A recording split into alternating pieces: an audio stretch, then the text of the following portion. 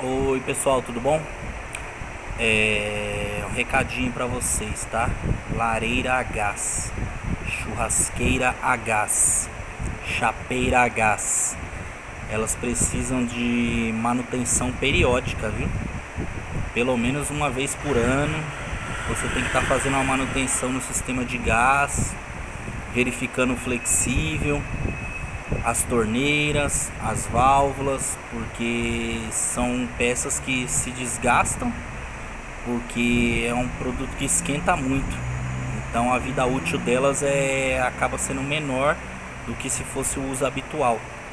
Então é bom fazer uma manutençãozinha aí periódica, preventiva, para evitar acidentes.